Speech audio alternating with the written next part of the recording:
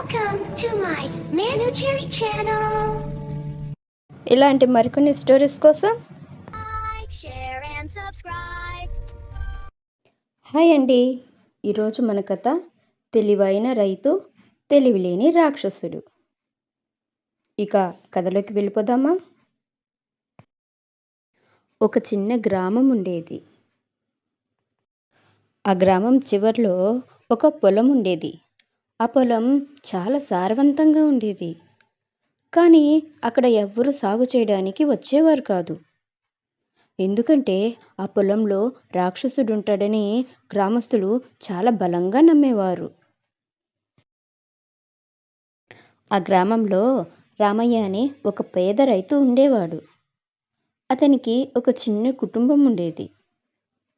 తన దగ్గర సాగు చేయడానికి భూమి ఉండేది కాదు. అప్పుడు రామయ్య ఆ ఊరి చివరుండే పొలంలో సాగు చేయాలి అనుకున్నాడు.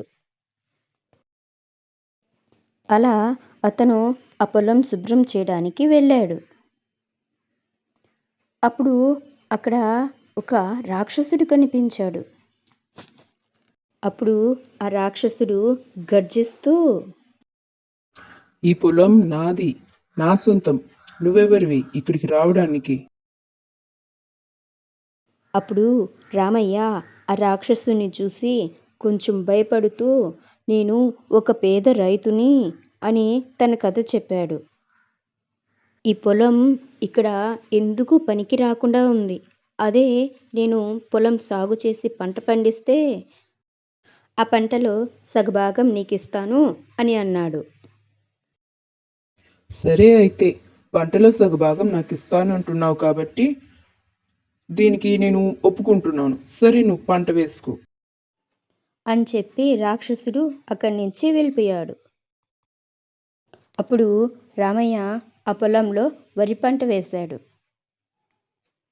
ఆ వరి పంటని బాగా సాగు చేశాడు. పంట చాలా బాగా పెరిగింది. అలా కొన్ని రోజులకు పంట కోతకు వచ్చింది. రాక్షసుడు వచ్చి, నా భాగం సగం ఇస్తానన్నావు కదా, ఏది నా భాగం?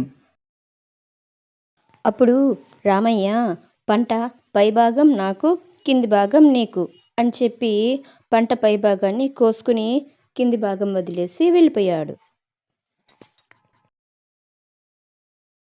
రాక్షసుడు ఆ పంట కింది భాగాన్ని తిన్నాడు. అది బాలేదు. చిచి, ఏంటిది ఇలా ఉంది? రామయ్య నన్ను మోసం చేశాడు.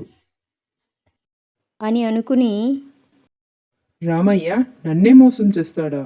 ఇంకొకసారి పంట వేయడానికి వచ్చినప్పుడు పంట పైభాగం నేను తీసుకుని కింది భాగం రామయ్యకి ఇస్తాను అని అనుకున్నాడు. రామయ్య మళ్ళీ పొలంకి వచ్చాడు. అప్పుడు రాక్షసుడు, ఇప్పుడు నేను చెబుతాను, ఆ భాగం నాకివ్వాలి అని అన్నాడు. రామయ్య సరే అన్నాడు. అప్పుడు రాక్షసుడు, పంట పైభాగం నాది, కింది భాగం నీది అని చెప్పాడు. రామయ్య సరే అన్నాడు. రామయ్య సరే అని వేరుశనగ పంట వేశాడు. పంట కోతకు వచ్చింది. రాక్షసుడు వస్తే పంటను కోసి పంట కింది భాగం రామయ్య తీసుకుని పైభాగం అక్కడే వదిలేసి వెళ్ళిపోయాడు. రాక్షసుడు దానిని తిని, చిచి, ఏంటి ఇది ఇలా ఉంది? మళ్ళీ మోసపోయాను. ఈసారి ఇంకా జాగ్రత్తగా అడగాలి అని అనుకున్నాడు. రామయ్య మళ్ళీ యథావిధిగా పంట వేయడానికి వచ్చాడు. అప్పుడు రాక్షసుడు వచ్చాడు. ఏ రామయ్య, ఈసారి పంట పైభాగం కింద భాగం రెండూ నాకే కావాలి. మధ్యలో భాగం నువ్వు తీసుకో. సరే అని చెప్పి రామయ్య చెరుకు పంట వేశాడు. చెరుకు పంట చాలా బాగా పండింది. రామయ్య చాలా సంతోషంగా ఉన్నాడు. రామయ్య పంటను కోసే సమయం వచ్చింది. రాక్షసుడు వచ్చి, నా సగభాగం పంట అని అడిగాడు. రామయ్య పంట పైభాగం కింద భాగం వదిలేసి మధ్యలో ఉన్న చెరుకును తీసుకుని వెళ్ళిపోయాడు. రాక్షసుడు దానిని తిని మళ్ళీ మోసపోయాను. ఈ రైతుకు చాలా తెలివి ఉంది. ఎవరితోనైనా పెట్టుకోవచ్చు కానీ ఈ మనుషులతో పెట్టుకోకూడదు అని ఆ రాక్షసుడు ఆ పొలం వదిలేసి వెళ్ళిపోయాడు. ఇక అప్పటినుంచి రామయ్య చాలా ప్రశాంతంగా తన పొలం పనులు చేసుకుంటూ కుటుంబంతో హాయిగా జీవించాడు. కథ అయిపోయింది. ఈ వీడియో మీకు నచ్చితే లైక్ చేయండి, షేర్ చేయండి, తప్పకుండా సబ్స్క్రైబ్ చేయండి.